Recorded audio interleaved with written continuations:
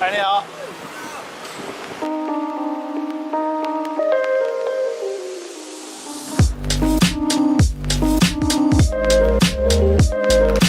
I always do little warm-up stretches here when I'm waiting for as I'm waiting for the light to turn. There, a little makeshift stretching area. It's also a good place to wait for the GPS to sync up on my watch because there's no buildings.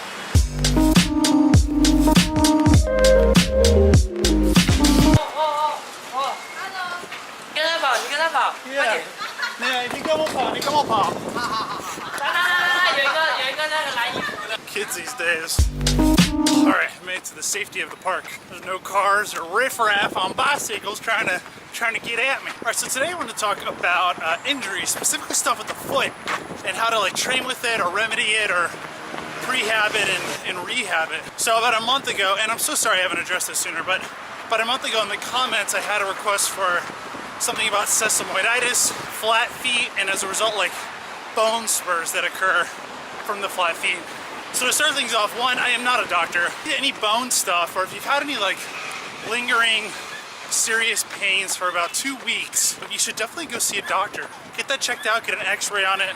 Usually about 2 weeks of pain from running or walking means that there's some kind of bone injury, potentially, sorry to say. And also just a side note, it usually takes about 2 weeks to see a stress fracture show up on an x-ray because the bone has to start to like recalcify. So I remember like I got a stress fracture on my toe, and I knew it cracked because it was like an immediate snap, but it didn't show up on x-rays for about 2 weeks.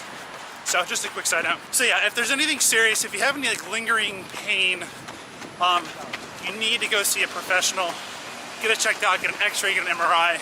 What I'm going to talk about today is just like a general overview for the feet and how to like take care of them so that you can continue running healthily and pain-free. So for starters, you should train through discomfort but never through pain. So if there's pain, go see a doctor. So that's point number one, train through discomfort, never through pain. Point number two, take care of your feet. There's about 26 bones, 33 joints, and over 100 muscles, tendons, and ligaments in your feet, which means that they are extremely important. There's a lot of things, a lot of moving parts down there. And also, obviously, it's the one thing connecting you to the ground. So don't neglect your feet. Blisters, don't ignore blisters, don't ignore chafing down there, ingrown nails. That stuff can like make your running miserable, and it could also get really bad like if stuff gets infected. So sesamoiditis is basically like an inflammation of the tendon underneath the big toe. It can result from like blunt trauma, like you land wrong, like say dancers coming down and their foot's too far flexed, their toes are too far flexed, you land on like the ball of your foot. That can cause it. Obviously runners can get it.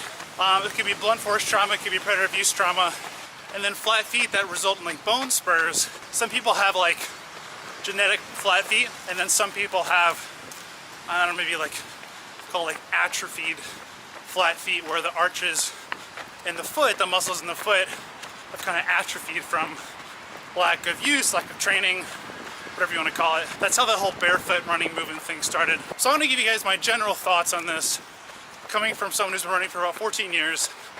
I've done barefoot running. Yes, I read the book Born to Run when I was like 18. I got super inspired because I was having shin splints and stress fractures. I ditched my shoes. I ran barefoot on the asphalt up to like 10 miles a week, 15 miles a week. Got calluses. I got a pair of vitamin fry fingers, and I jumped into those too fast. That's why I got a stress fracture on my toe, my second metatarsal. So I've done barefoot running for a while. I did it on the grass, and I used to do the other extreme. I used to wear orthotics, basically an insert in your shoe, which totally controls your foot motion, whereas the barefoot running totally does not control your foot motion. I've done both. As of right now, and for the last 5 or 6 years, I've been running in totally neutral shoes. No motion control, no orthotics. And I took it really slow when I started jumping into neutral shoes. Yeah, it's just over the years, I've kind of adapted to it. I even tried going in a pair of motion control shoes one time after running in neutral shoes, and I got some major problems in my leg.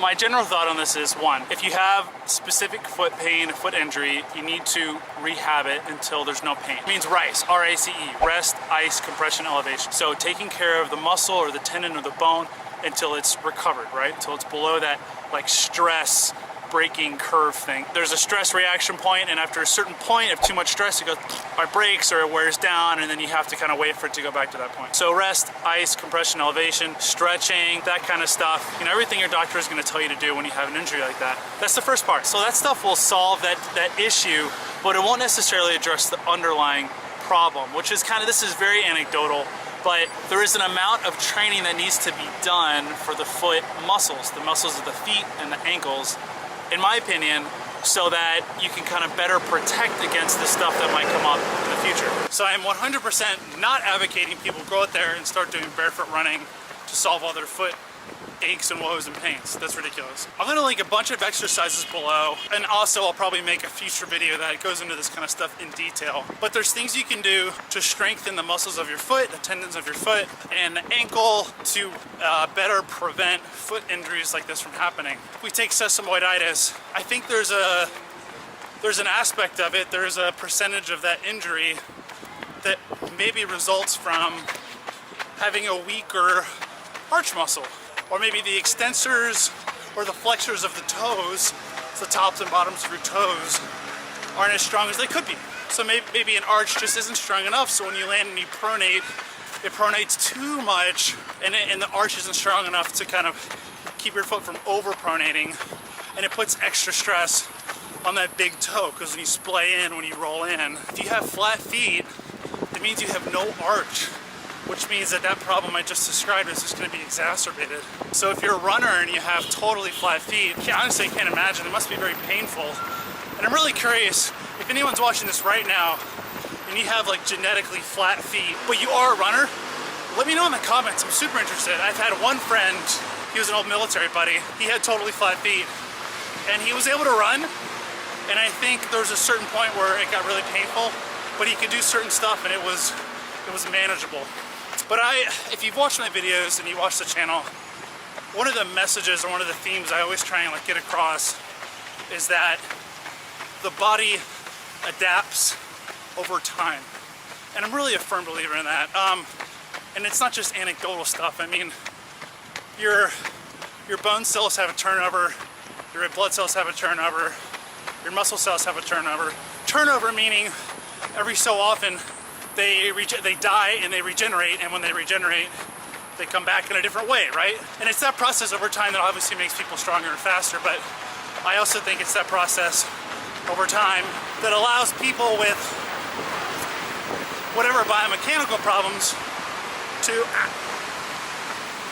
literally just got a bug in my eye. Can anyone see that? Ugh, bug in my eye somewhere. It's still there, as I was saying.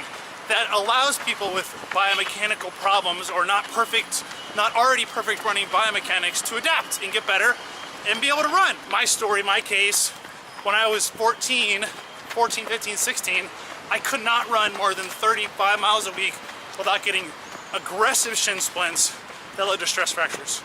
35 miles a week. Now, over time, years and years and years and years, I can run more. I can do 100. I can do more than 100 miles a week, if I so choose. Heard the story, Prefontaine had one leg shorter than the other. I think we all have like one leg that's shorter or longer than the other. So if you have flat feet, I think over time, if you're smart and you do the right training for your feet and you gradually increase your volume, I feel like, you could get to the point where you could put some serious distance in.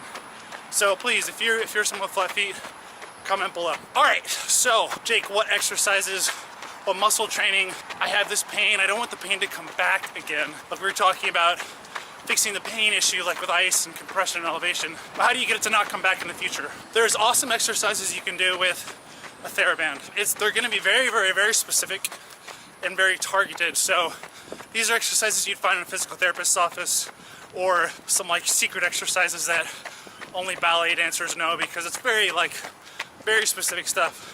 I'll link them below. Super interesting. Off the top of my head, there's one with a resistance band where you point your toe and you tweak it out to the left or the right. So basically flex your arch, put the resistance on with the band, go against it. There's one where you do kind of like a plie if you're a ballet dancer. So you're standing and then you use your arch to kind of push up onto the balls of your feet. Super difficult, super challenging, but it'll get your arches jacked. There's another one that I found where it's similar to the ballet one, but you're not going up on the balls of your feet. You're kind of positioning your arch, contracting it, and then lifting it up in that contracted position.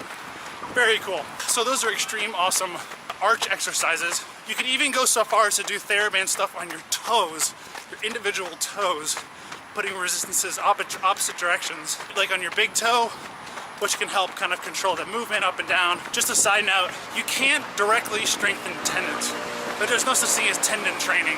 You strengthen the muscles around the joint. So tendons connect muscle to bone, ligaments connect bone to bone. So what you can do is strengthen the muscle around the joint, and then the muscle gets stronger, and then as a result, the tendons adapt with the muscle, and the ligaments adapt with that torque, with the bone. So that's how that works. You can't like train a ligament directly. It's always an indirect adaptation, if that makes sense. So let's say there's someone with an ACL injury, an anterior cruciate ligament. One of the ligaments in their knee goes kablamo. Your ACL here, it connects from here to the back, and it keeps the motion of the knee from going forward. So when you see a football player, they're pivoting like this, they're putting torque this way, and they get hit from the side like that. That'll tear their ACL. So in physical therapy, to re-strengthen that area, you train the quads, the abductors, the adductors, the calf, and the hamstrings, heavily targeting the hamstrings. And the idea is by targeting all of those muscles, the stability of the joint improves, and then also the tendons adapt with the increased strength of the muscle. Okay, so now it's kind of like my big recommendation, and I'm gonna phrase it really delicately. I do think barefoot running has its place in training as a sometimes supplementary tool to use. I do not recommend a large majority of your running is done barefoot. Here's what I recommend off the top of my head. 2 runs, maximum 20 minutes a week on super soft surfaces, grass, and that really awesome squishy AstroTurf you find at like an American football field. So nice. They don't have this here. Start off with an easy pace. So maybe let's say it's Monday, Thursday. So Monday, Thursday for your warm up or your cool down, you go on like one of those AstroTurf fields, just jog around for 20 minutes. Easy pace, super chill. And honestly, I would work up to that 20 minutes if you've never run barefoot before. Why not do 4 sets of 5-minute jogs? 5-minute running barefoot, totally barefoot on the grass. It'll feel really nice and comfy. Take a 2 or 3 minute break, then go for another 5 minutes. Break it up. These muscles and tendons and ligaments in your feet are super tiny and super delicate, and you really don't want to overdo it. So if you've never run barefoot before, just be super sensitive to your feet. Twice a week, 20 minutes tops, for like a month and a half, while your feet adapt just to this new stress. Your feet are going to feel really sore in weird places, like the inside of your ankle and like the outside part of a toe and really goofy stuff. But it really, honestly, it really helps a lot with your mechanics. Your feet are going to get stronger. Will this make you a faster runner? I'm not saying that. Will this make you impervious to lower body injuries? I'm not saying that. Will this mitigate force on your lower body from running? I'm also not saying that. There's actually been a few studies that have totally disproven that. Whether you're running barefoot or with shoes, same amount of force. I'll link all that below because I know someone's gonna see this and freak out. What I am saying though, the general concept overview, we use our legs and our feet to run. It stands to reason that by providing a little bit of light training to those areas that we use a lot, but may not get specific training, it stands to reason that that could be part of the overall holistic package for our training. Can we say that? I think we can say that. Like this video I showed here with the tibialis anterior and the peroneus brevis, 2 muscles that are used but are not necessarily trained specifically while we run. They're like complementary muscles for running. Those are also some of the muscles in the feet. I think if you put a little bit of attention, give it a little bit of time every week, it can't hurt, you know? As long as it's smart, as long as you're listening to your body, and you're not pushing through pain. So try it out for a month, month and a half. It takes about 6 weeks to see true adaptations in the muscles because the muscle cell turn over time. So give it a little bit of time. Don't push it. Do your little jog twice a week. Warm up or cool down, and just kind of see how things go. After that first month and a half, you know, maybe you could push the pace a little bit. So ways to increase the force. There's 3 ways to increase the intensity with running. You can increase the total time, you can increase the pace, and you can decrease the recovery. So that means there's a few ways you can modify it to make it harder after it's easy. You could run longer on those 2 days, 30 minutes twice a week. You could run 3 days a week, Monday, Wednesday, Friday. You could run faster. Instead of running at an easy pace, run at a medium pace. Yeah, and you can kind of stack it from there. 2 days back to back, 1 day break, 2 days back to back. There's a lot of ways to play around with it. So as something I'll probably address in a later episode, this is a very general overview, general recommendation, general concept, thought process. If there's muscles in your feet and your lower body that aren't getting training or attention, and they could help with your training, why not give them a little bit of love, you know? So yeah, long-winded answer. I'm so glad it hasn't started raining yet. Apparently, it's supposed to start raining for like 10 days straight today because Taipei things. So to those people who commented, I'm so sorry it took me so long to get back to you. I hope this was a good enough answer for you. Don't lose hope, don't lose faith. I've had plantar fasciitis, which is another result from flat feet, bone spurs, heel spurs. I've bruised that bone underneath my toe. You know, I know that feeling. It's like, it sucks going for a run and feeling like you're never going to run pain-free again. Terrible feeling.